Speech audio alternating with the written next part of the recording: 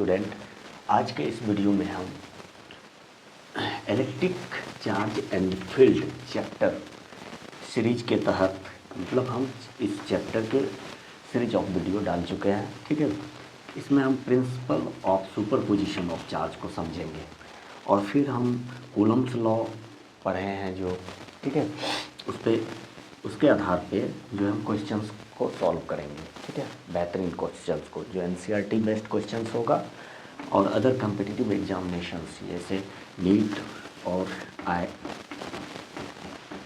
JEE exams में पूछा गया क्वेश्चंस पे बेस्ड होगा। ठीक है, ये सीबीएसई और अदर स्टेट एग्जामिनेशंस बोर्ड के लिए इम्पोर्टेंट सीरीज होने वाली है। ठीक है, इस वीडियो को पूरा देखिए, आपका एक एक कॉन्सेप्ट क्लियर होगा। ठीक है, देखिए principle of superposition of charge का समझने के लिए सबसे पहले हम अभी तक जो पढ़ चुके हैं उसको रिमाइंड करते हुए आगे बढ़ते हैं। ठीक है, देखिए यहाँ पे अगर दो बिंदु आवेश है, ठीक है, हम जानते हैं, मान लीजिए Q1 है, यहाँ पे Q2 है। अगर दोनों प्लस में है तो क्या होता है, इसके द्वारा इस पे जो बल लगता है इधर की ओर, क्योंकि प्रतिकर्षण हो रहा है, जिसको इंग्लिश में बोलेंगे रिपल्सन हो रहा है।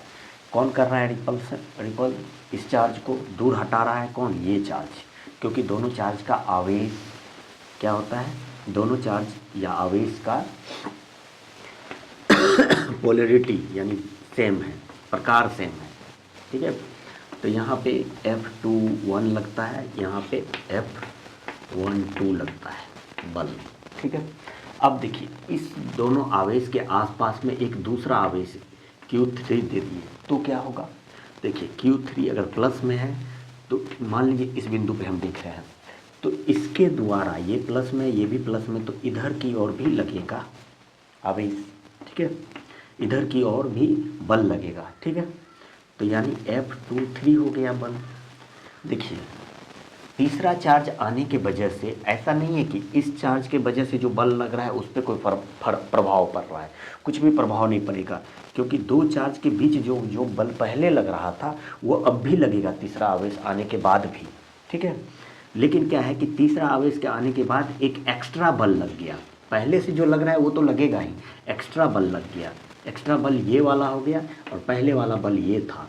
लेकिन और हम जानते हैं कि बल क्या होता है, बल यानी फोर्स क्या होता है, एक वेक्टर क्वांटिटी यानी कि सदिश राशि होता है। तो सदिश राशि का जो मतलब दो वेक्टर के बीच, दो वेक्टर है, ठीक है, दो सदिश राशि है, तो उसका परिणामी ही नेट फोर्स होगा। एक्चुअल में पूरा बल जो है इसके द्वारा और इसके द्वारा जो नेट फोर्स होगा, जो इफेक्ट डालेगा वो होगा F0 नेट होगा, मतलब कुल फोर्स जो होगा सदिशों का योग होगा, ये दोनों सदिश का, और ये दोनों सदिश के बीच का एंगल मान लेते हैं ये थीटा है। ठीक है, तो ये सदिश का योग जो होगा F21 प्लस F23 होगा। ठीक है, इसी तरह मान लीजिए और आवेश दे दिए यहाँ पे, तो यहाँ पे बहुत सारे आवेश Q4 दे दिए, तो Q4 की वजह से भी रिपल्सन होगा, तो नेट फोर्स में ये इसको भी जोड़ेंगे, जैसे F21 दिए हैं तो प्लस F23 दिए तो प्लस, अब देते हैं F24 भी दे सकते थे। इसी तरह n नंबर्स ऑफ जो है, n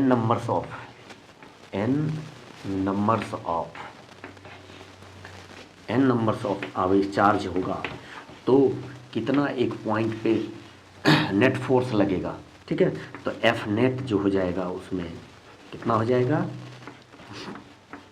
F1 मान लेते हैं प्लस F2, मतलब एक फोर्स लग रहा है अदर चार्ज के द्वारा, तो F2 plus plus dash dash Fn force लगेगा, और सब क्या है, एक सदिश योग हो रहा है।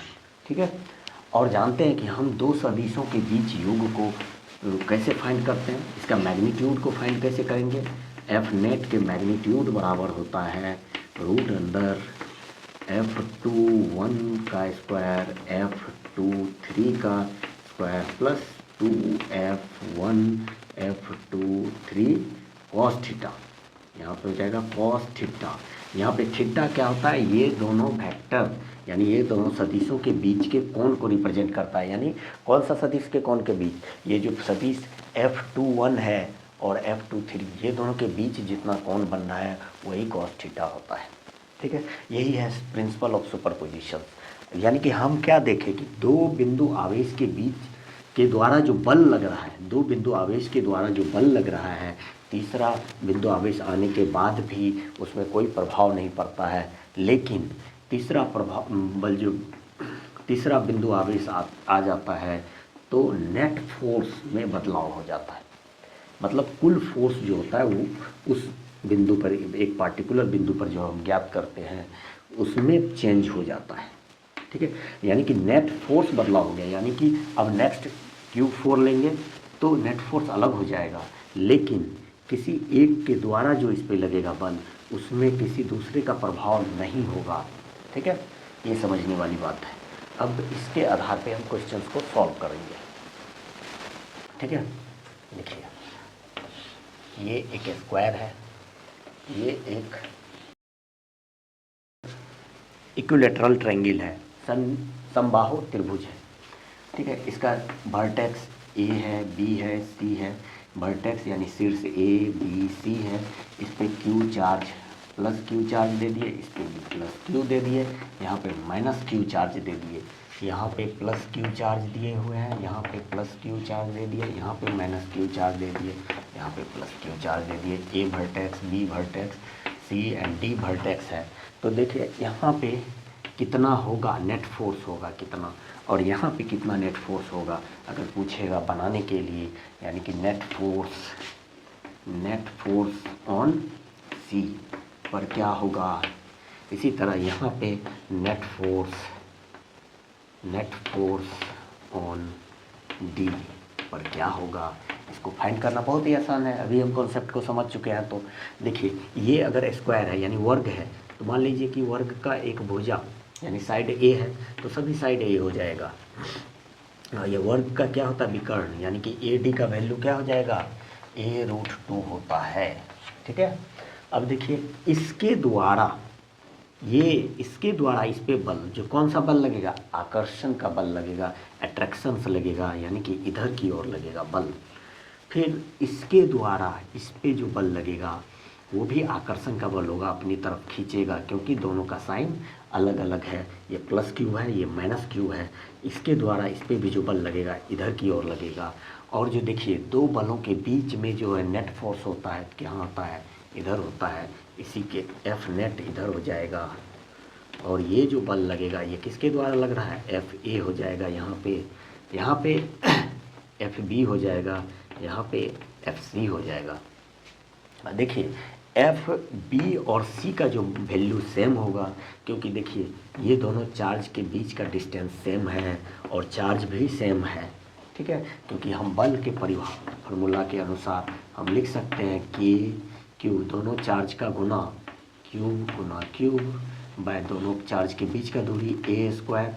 देखिए एफ बी में भी वही हो जा रहा है, एफ सी में भी वही होगा, यानी कि एफ बी बराबर एफ सी है, यानी कि उसको एफ लिख सकते हैं। ठीक है, ये हो गया। लेकिन देखिए यहाँ से यहाँ इसके द्वारा, तो इसका तो दूरी अलग है, इसका दूरी क्या है, a√2 है, यानी कि एफ ए का जो वैल्यू होगा के क्यूब, चार्ज तो दोनों का सेम है लेकिन दूरी अलग हो गया। दूरी क्या है, a√2 का स्क्वायर हो जाएगा, यानी कि यहाँ पे के क्यूब का स्क्वायर लिख दो बाय ए क्या हो जाएगा, 2a का स्क्वायर। इतना तो कॉमन है, इतना बराबर f माने हुए हैं, यानी कि f/2, यानी कि एफ ए बराबर f/2, एफ बी बराबर और एफ सी बराबर f है। और जो नेट फोर्स निकालना है तो सबसे पहले हम नेट फोर्स, ये दोनों का नेट फोर्स निकालेंगे, तब उसके बाद ये निकालेंगे।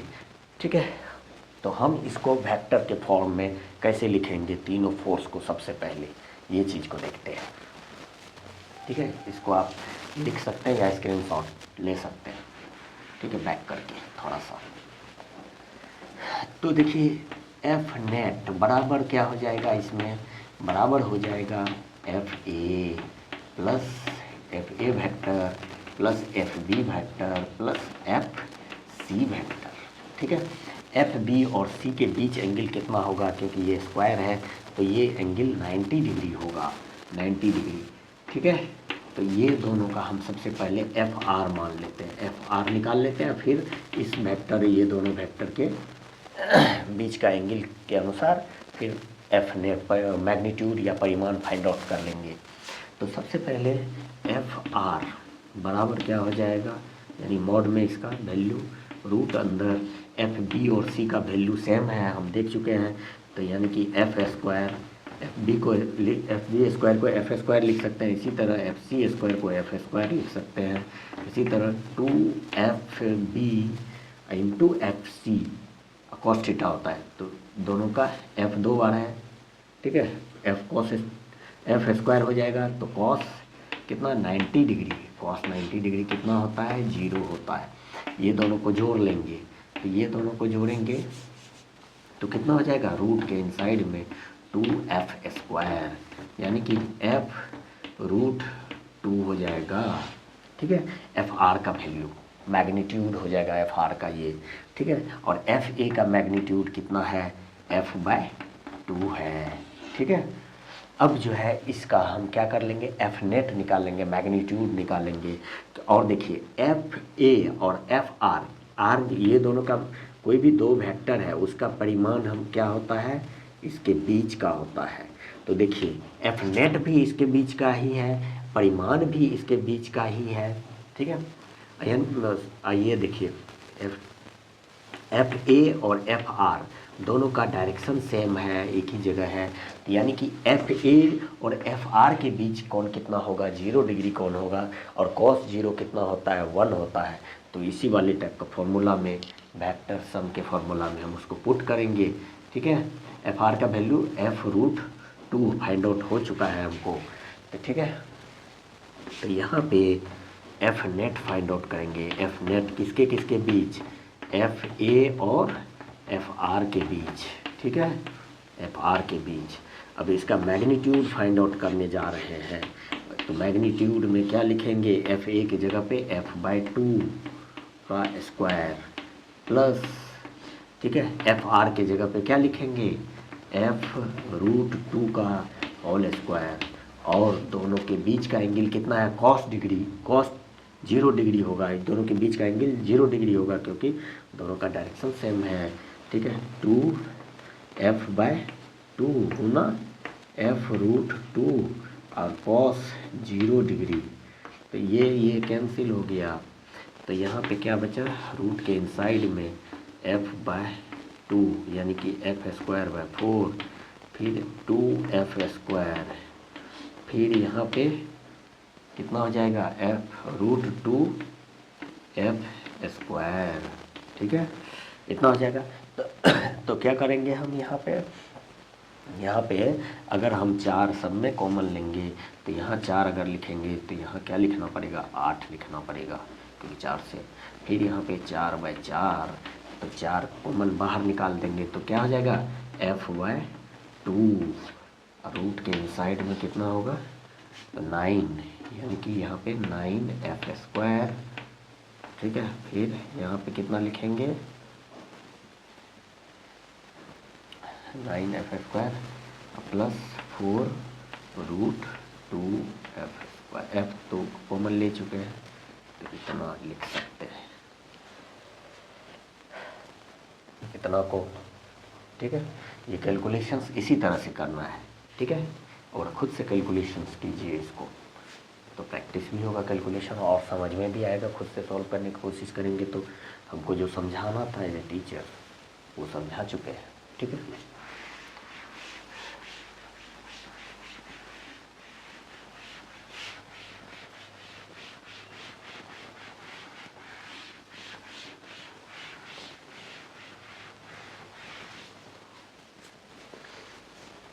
अब तो उसमें क्या देखे थे कि एक में क्या था, चार्ज माइनस था, लेकिन चार्ज जब सेम होगा तो भी क्या हो जाएगा, हम उसी तरह से फाइंड करेंगे। चार्ज सेम होगा तो क्या हो जाएगा, इसके द्वारा रिपल्सन इधर की ओर लगेगा बल, इसके द्वारा इस पे इधर की ओर लगेगा, इसके द्वारा ऐसे आकर के इधर की ओर लगेगा, ठीक है। इससे हम फाइंड आउट कर लेंगे इस तरह से, ठीक है।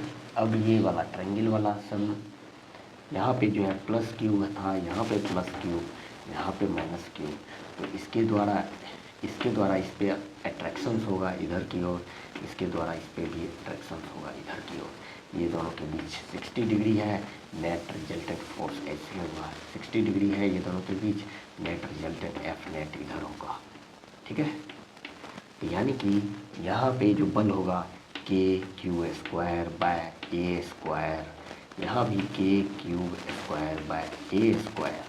ठीक है, इसको f मान लिए, ये भी तभी f हो जाएगा क्योंकि दोनों का मान समान है, तो और दोनों के बीच का एंगल 60 डिग्री है, तो f नेट का मैग्नीट्यूड बराबर क्या हो जाएगा, रूट अंदर एफ स्क्वायर प्लस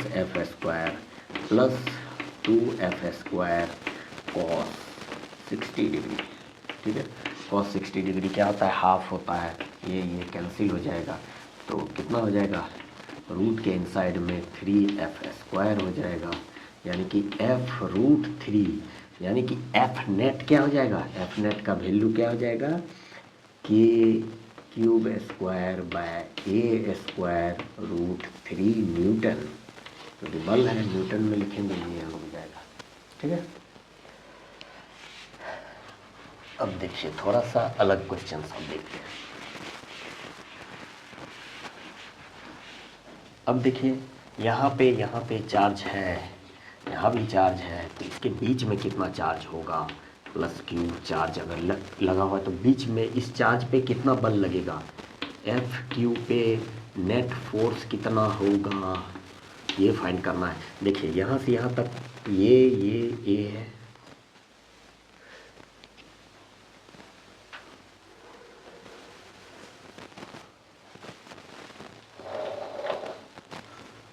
तो देखिए यहाँ पे क्या आ जाएगा, ये ए है, तो यहाँ से यहाँ तक दूरी ए रूट 2 होगा, और यहाँ से यहाँ तक का ए बाय रूट 2 होगा, ये भी ए बाय रूट 2 होगा।